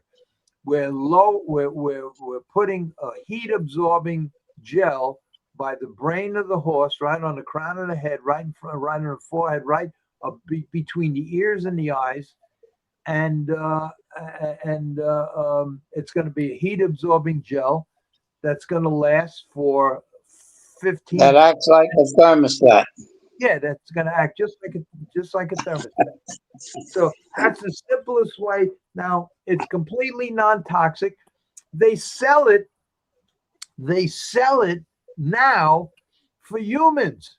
They have it. If you want to buy a heat absorbing gel blanket, they sell them.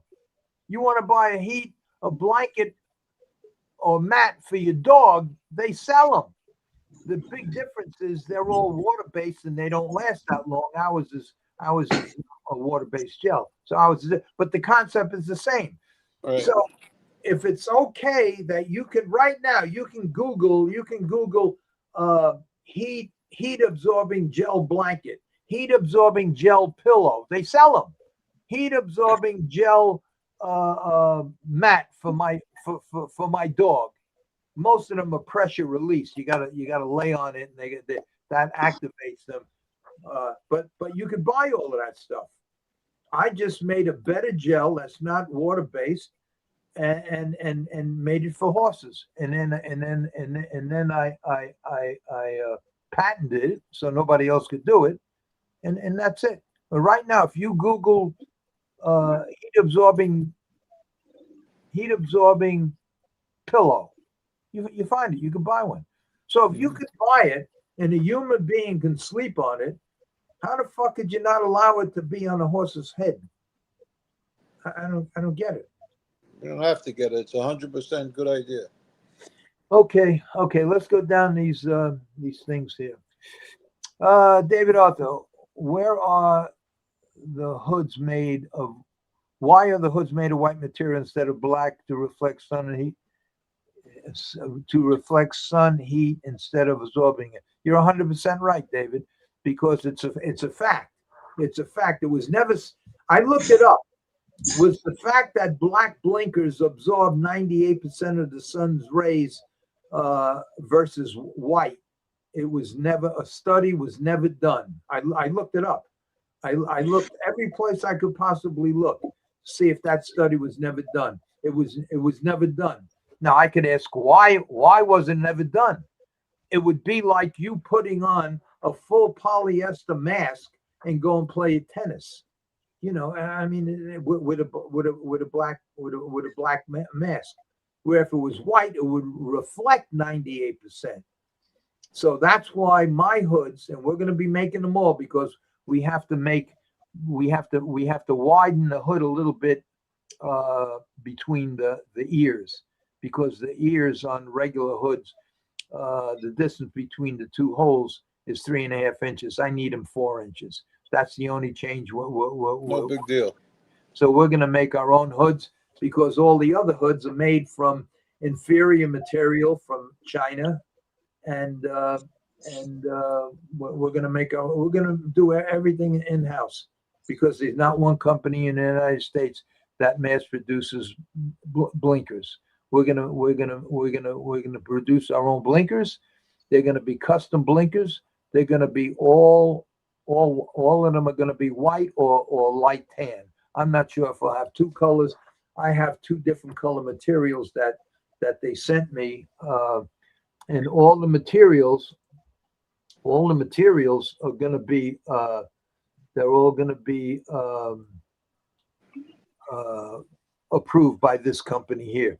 This is the company that inspects all materials that go to hospitals and everything else, to make sure that there's no toxic or nothing can leach into the horse's skin. So that's the kind of material we're going to be using. I have a relationship with the company already. They already sent me 5 yards of 2 different materials, and so we're all ready to go. Okay, let's go back to the. Okay, hello, Sunday. It's nice to see you. Got my email for the 5%. 5%.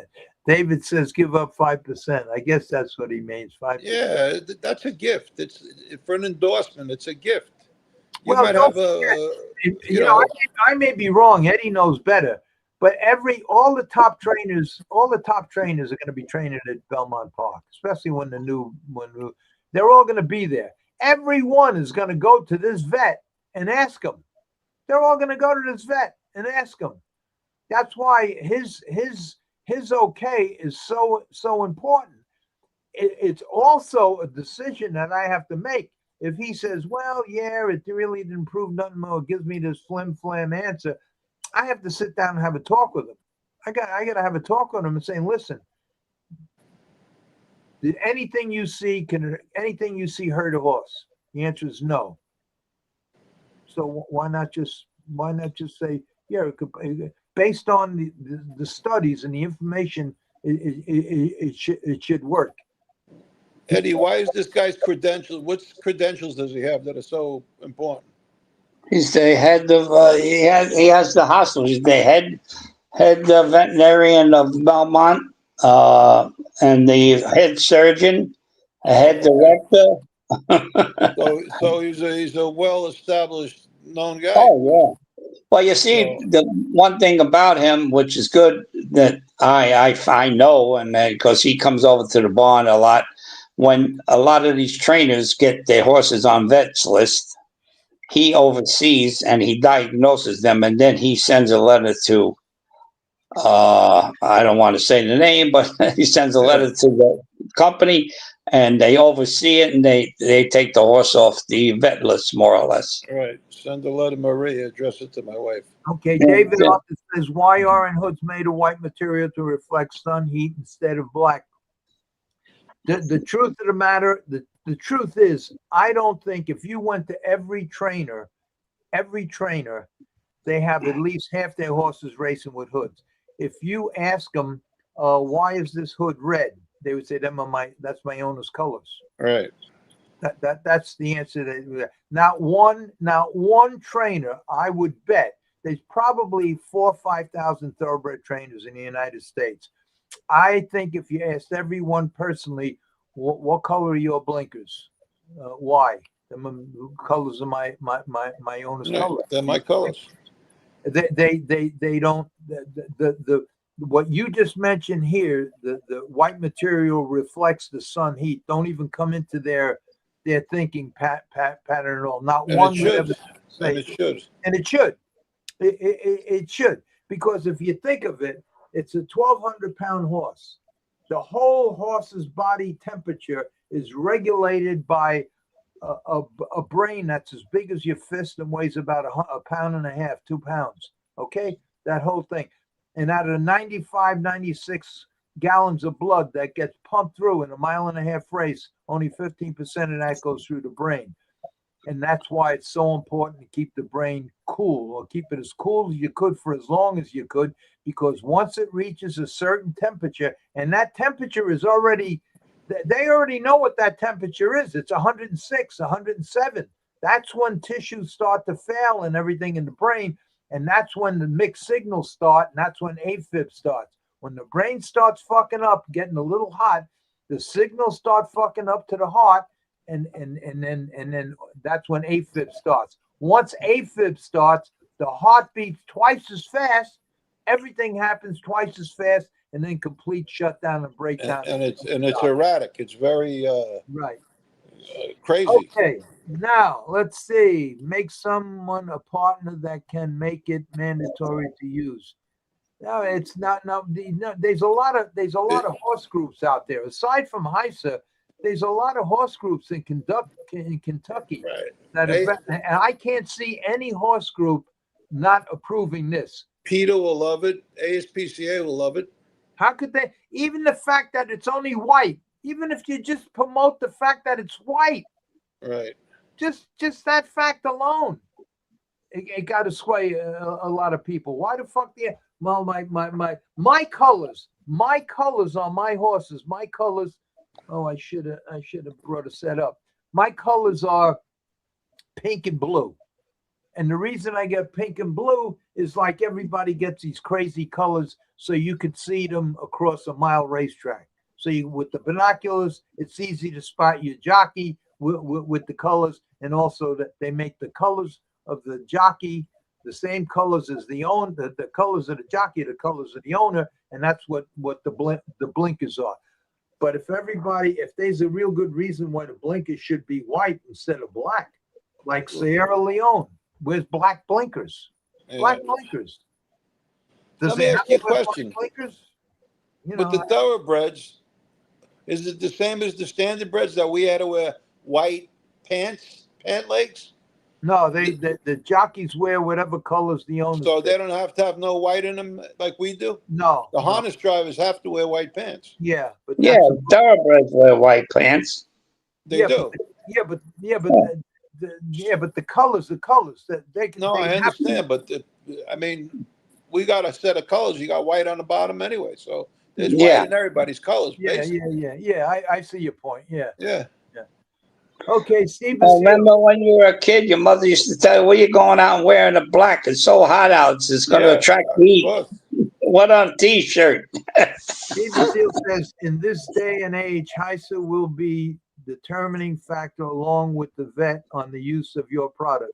Make them aware that you value their opinion greatly. I already spoke with them. I already spoke with the head person in charge of all of this. Eddie put me in touch with her. Her name is Ann, I believe, Ann O'Brien. No, McGovern. Oh, McGovern. Ann McGovern? Yeah. You better get that name straight there. Well, whatever. Her name was Ann. What do I know? She was very, very nice on the phone. She did call me back, and she said that she would have a meeting and talk with them. But she did say, she said, as long as it don't have a battery attached to it or any toxic chemicals involved, we have no objection. She already said that. But she said she was going to give me a letter stating that, which she never did. But that's okay. She will. Get the product out there. Okay, Larry, if the cap keeps horses cooler during a race, it makes sense the horse will run faster. If that's the case, you will sell millions. Well, I don't know if it'll make it run faster. Look, here's the truth and here's the bottom line. The truth and the bottom line is this. There is so many I could say something that can hurt me, and I can say something that can help me. And in between them two, is the exact truth. And the exact truth is there is no way in the world to stop a horse's temperature from going to 104, 105, 106, 107. There's no way. It's a natural function. It's unbelievable what the horse's body does. The amount of heartbeats in 1 minute, and let's just say a mile race. So let's just say a 6 furlong race. A mile and a minute and a half. So in a minute and a half, the horse's body temperature goes from normal, which is right around 100 degrees, to 104 instantly. Then once it reaches 104, if the horse is in perfect shape, completely hydrated, in good physical form, conditioned properly, in real good form, the temperature and humidity are normal.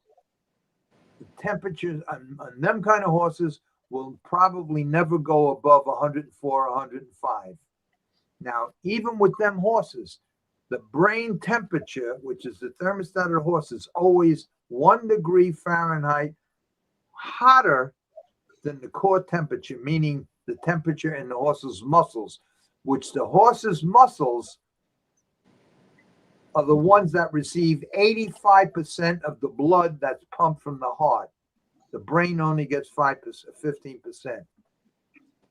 That's how hot, that's how much heat it produces. Now, if the humidity, the only thing that cools them off is sweat. Now, if a horse is not clipped in the summertime, if the humidity is like a blanket on a horse, it stops the horse from sweating. Even when you see it in the races after a race, and this is bad and it's dangerous, but it's done every day by the top trainers.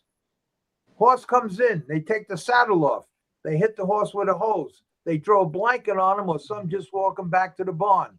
They walk him back to the barn, they wash him, and even if they throw a fly sheet on him, within 30 seconds, the fly sheet is completely saturated and it becomes a blanket holding the sweat in.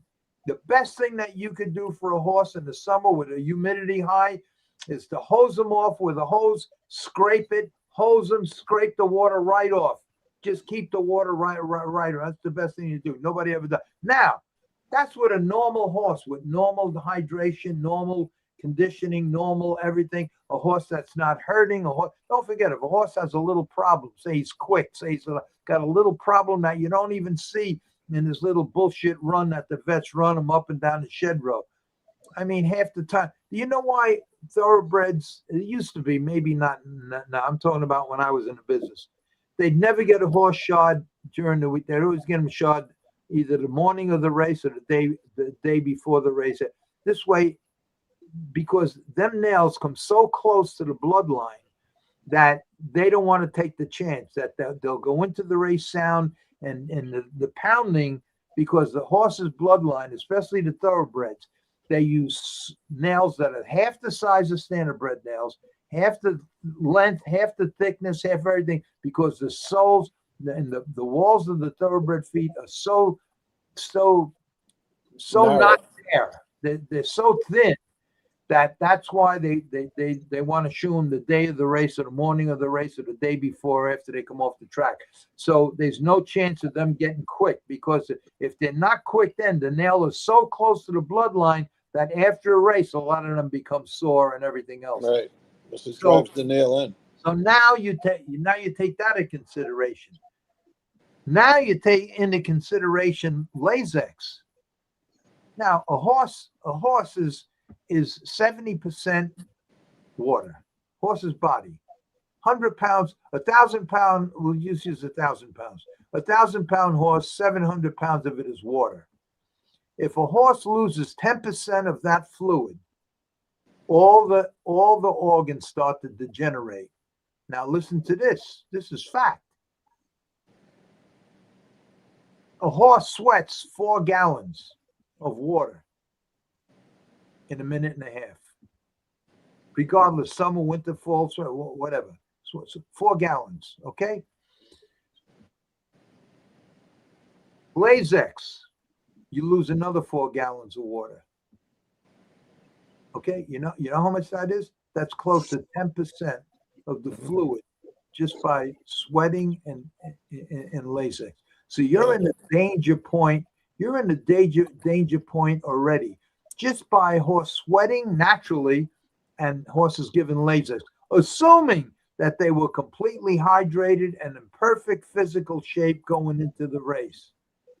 And that's why you see horses in thoroughbred racing. There's a group of horses, then there's another group of horses, and then always 2 or 3 or 4, 15, 20 lengths back. How the fuck could that be? How could that be? How could it be that every race you see, including all the big races, they're not bunched up like standardbreds. Standardbreds, they're within 5-6 lengths of each other, right at the wall, all of them. In thoroughbreds, they're strung out. They're just strung out. And some horses, you see them. If you watch the last 3-4 horses in every race that are far behind the field, half of them lose all their action. They're uncoordinated. They're wobbly. All of this is because of a couple of things. It's either the heat or the hydration, or they're not physically fit. Now, I can't believe that a horse would not be physically fit, a horse that races even if a horse races every 2 weeks, because in reality, and I don't care what anybody tells me, in reality, a horse can hold its form for at least 3 weeks. I don't give a fuck what anybody says. I've been through all of this stuff. I did it myself for years in standardbreds and thoroughbreds. A horse will hold his form for at least 3 weeks. In other words, if you leave him out in the field for 3 weeks, he'll be in better shape, if not the same shape as he was if you were training him, and probably better. I agree 100% with that statement. If that's the case, why are these horses on the wrong leads, switching leads, running in, running out, sideways, lose all their action and everything else? The reasons are simple. There's not many reasons. There's nobody in the grandstands that shot him with a fucking shotgun or something.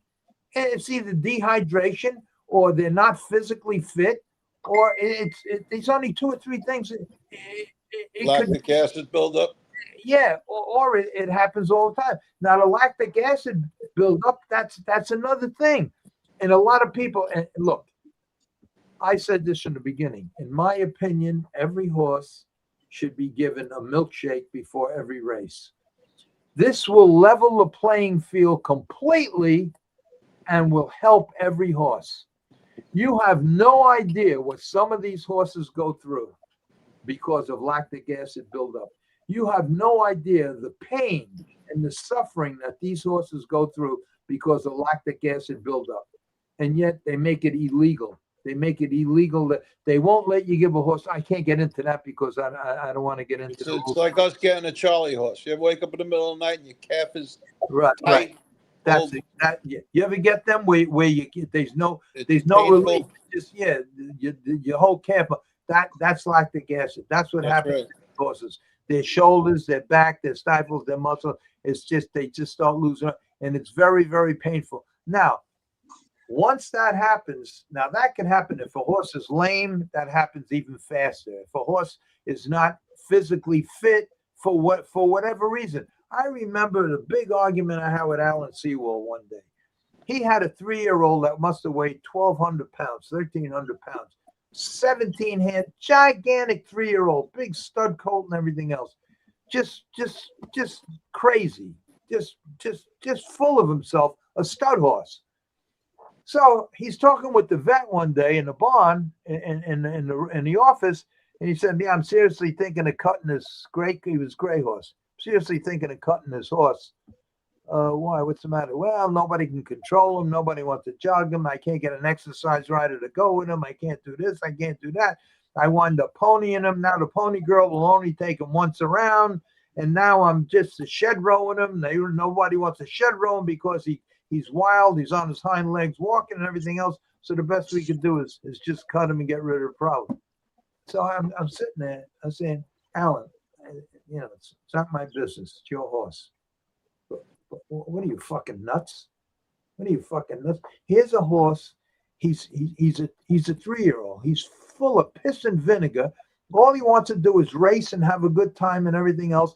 And the more he needs, the less you're giving him. Get a guy to go out there either early in the morning or late and jog him 5, 6, 7 miles. Gallop him. Gallop him till he slows down. Get the miles in him. He'll slow down eventually. And if it means that you have to gallop him 3, 4, 5 miles every day till he calms down, he'll calm down. But instead of doing more, which he needs, you're doing less. Not only less, but then the less you do, more atrophy sets in. Right. Stifles start weakening. Everything starts happening. And now you're thinking of castrating this horse like that's going to solve the problem? And it's just unbelievable. So he says, "Well, then you handle him." I got an exercise rider. I get usually an exercise rider back then. They got $10 a mount. For the good ones, $15. I give the guy $50. I say, "He's going to be a handful. You can either go out real early or real late, but this is what you got to do. Don't try to just jog him till galloping. Just to go out there and turn them right way to track. Don't try to fight him to jog him a half mile or a mile. Just go the right way to track and let him go where he's comfortable. Not 100 miles an hour, just where you got a nice snug hole and let him go. After 3, 4, 5 miles, 6 miles, 10 miles, he'll slow down. He'll come back to you and then do the same thing the next day. And before you know it, he'll be manageable and do that. And he left the horse in my care. And you know what? The horse won 3 races in a row. And this is the shit that I put up with in the thoroughbred business. That's why I have a lot of things to say about thoroughbred trainers, and I should, because it's a tough fucking racket. It's very, very tough. I mean, they put in their time and everything else, but and I'm not saying all of them. I'm just saying the ones I ran into, and there were many terribles. I shouldn't say many, but they were 2 times in the coffee shop in between the break. Everybody goes to the coffee shop. And one incident, I was sitting with Joe Aquilino, and they were talking about horse. I never butt in, never. Sat there by myself at the end next to Joe, and then finally one of the thoroughbred guys says, "So, what's your jughead friend say about that? What's he have to about that?" And that was it. What's your jughead friend talking about me? Like they had a fucking problem that with any standardbred trainer, it wouldn't even be a fucking issue. But between these thoroughbred trainers out with there, they couldn't figure it out. So they says, well, ask your jughead trainer there what he thinks. You should have cracked him.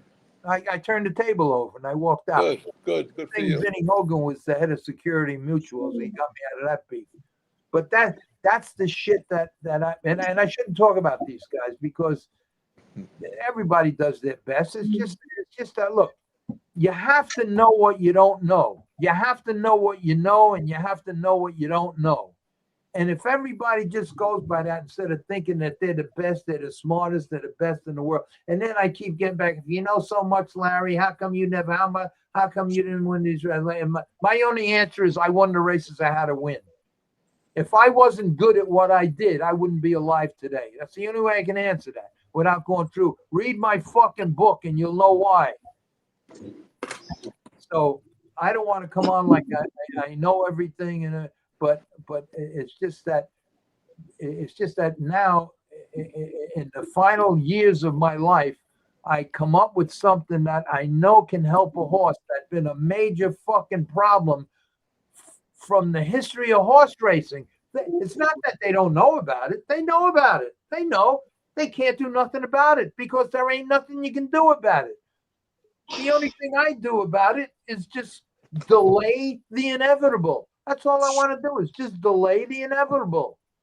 And that's what I created because of heat absorbing gel that came into. But I've been working on this for over 30 years.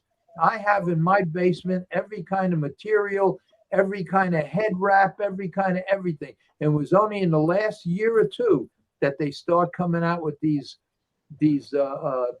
pet blankets and pet cushions for dogs. And I bought a bunch of them. Not that I have. I don't need it for a dog.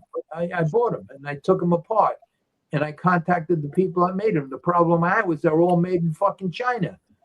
And then finally, thank God I ran across a scientist that showed me what it was and how it works and everything else. And then together we come up with this because I was looking to get in touch with anybody that could make me a material. That's what I was looking for all this time. A material that I could make blankets with that would be heat absorbing. There's no such thing out there. There's just anyway, I'm talking too much. Okay, let's see. Let's see what this says. Larry, if the cap keeps horses cool during a race, it makes a horse run faster. If that's the case, it won't make them run faster. It'll just stop them from. There is nothing in the world that can make a horse run faster than he was born to go. But he'll never reach that potential if he's lame, if he has a breathing problem, a bleeding problem, or any kind of problem. But every horse has a potential, but they can only reach that potential if he's 100% in every area. But there's nothing you can do that once a horse reaches his potential, there's nothing you can give him to make him go faster. The only exception that might be, and there's an argument for that, but I'll stand on the side of baking soda. Because if a horse is in real good shape, lactic acid takes longer to build up in a horse that's physically fit. However, it still does build up, and it Absolutely. does help. That's the only exception. Okay, now, good explanation, Larry. I just never understood Black Hood make no sense. What do you think, Eddie? Doesn't. What'd you say, Ed? What? Answer the question. What'd you say? It's a good explanation. I never understood Black Hood makes no sense. What do you think? No, it doesn't make no sense. It attracts heat. I never wear black hoods. I always had white. Yeah. Okay, let's see what Joseph says. Kabert would say, Larry, you're very persuasive. That's why he's still around. Eddie's very tired. No, I tell you why I'm still around, because I always showed up. That's the key. That's right. Up. Okay, we're going to end this thing. Eddie's tired. Joe, I wish the best of your father. I'll talk to you in a day or two. And I guess Anthony is still with his sister down there. I saw her on Facebook. His sister was in a wheelchair outside, so hopefully she's getting a little better. Thank you all, you guys, for showing up. And Eddie, as soon as I'm not going to come down no more, because it's stupid for me, because I know the thing's going to stay in place. And so I'm just going to wait for the veterinarian, and I'm going to concentrate more on making this video and the movie. Okay. All right. So I'll talk to you. Happy New Year. Stay well. New Year, everybody. Healthy. And be safe, huh? Let's Take care, everybody. Thanks for your prayers for my dad. There's one more thing here. Ever have an Italian beef sandwich with hot or sweet peppers? When in Chicago, try the Italian beef sandwich. Okay. Yeah, I'm gonna go tomorrow. I'm gonna take a ride. Let's go. Good night, folks. Good night, everybody. Good night, everybody. Right now, I'm going to sleep. I'm going to have a banana split. All right, go ahead. Good night, everybody. Good night, Ed. Good night, Joe. Good night. Good night. Good night, folks.